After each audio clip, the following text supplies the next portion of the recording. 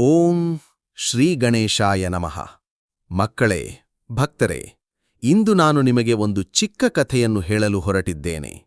ಇದು ಸಾಮಾನ್ಯ ಕಥೆಯಲ್ಲ.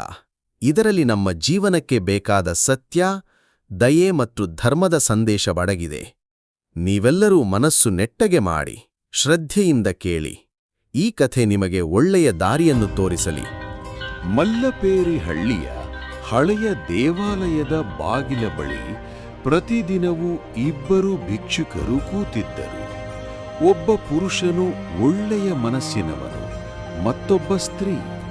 ಆದರೆ ಅವಳ ಹೃದಯದಲ್ಲಿ ಅತಿಯಾದ ಲೋಭವಿತ್ತು. ಇಬ್ಬರು ದೇವಾಲಯದ ಮುಂದೆ ಭಿಕ್ಷೆ ಬೇಡಿಕೊಂಡು ತಮ್ಮ ಬದುಕನ್ನು ಸಾಗಿಸುತ್ತಿದ್ದರು. ಆದರೆ ಒಂದು ದಿನ ಆ ಸ್ತ್ರೀಯ ಲೋಭ ಹೆಚ್ಚಾಯಿತು. ಪುರುಷನು ದಿನವೆಲ್ಲ ಕಷ್ಟಪಟ್ಟು ಗಳಿಸಿದ್ದ ಹಣದ ಚೀಲವನ್ನು ಕದಿಯಲು ಯತ್ನಿಸಿದಳು. ಇಬ್ಬರ ಮಧ್ಯೆ ಜಗಳವಾಯಿತು. ಕೊನೆಗೆ ಆಕೆ ಚೀಲವನ್ನು ಕಿತ್ತುಕೊಂಡು ಓಡಿಹೋದಳು. ಆ ಎಲ್ಲವನ್ನು ದೇವಾಲಯದ ಗೋಪುರದ ಮೇಲಿದ್ದ ಒಂದು ಕೋತಿ ಗಮನಿಸುತ್ತಿತ್ತು.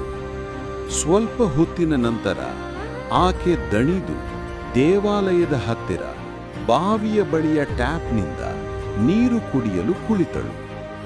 ಆಗಲೇ ಆ ಕೋತಿ ಜಿಗಿದು ಬಂದು ಚೀಲವನ್ನು ಕಸಿದುಕೊಂಡು ಓಡಿತು.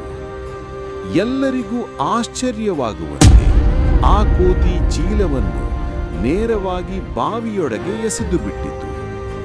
ಆಕೆ ಬಾವಿಯ ಹತ್ತಿರ ಬಂದು ಅತ್ತಳು. ತಾನು ಮಾಡಿದ ತಪ್ಪಿನ ಅರಿವು ಅವಳ ಹೃದಯಕ್ಕೆ ಬಿತ್ತು. ಅವಳ ಲೋಭವೇ ಅವಳಿಗೆ ದುಃಖ ತಂದಿತು ಎಂಬ ಸತ್ಯ ಅವಳಿಗೆ ಗೊತ್ತಾಯಿತು.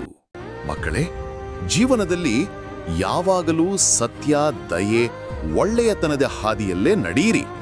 ಏಕೆಂದ್ರೆ ನೀವು ಒಳ್ಳೆಯದನ್ನು ಮಾಡಿದ್ರೆ ಒಳ್ಳೆಯದೇ ನಿಮ್ಮನ್ನು ಹಿಂಬಾಲಿಸುತ್ತದೆ. ನೀವು ಕೆಟ್ಟದನ್ನು ಮಾಡಿದ್ರೆ ಕೆಟ್ಟದೇ ನಿಮ್ಮನ್ನು ಹಿಂಬಾಲಿಸುತ್ತದೆ. ಇದು ಜೀವನದ ಅಚಲ ಸತ್ಯ.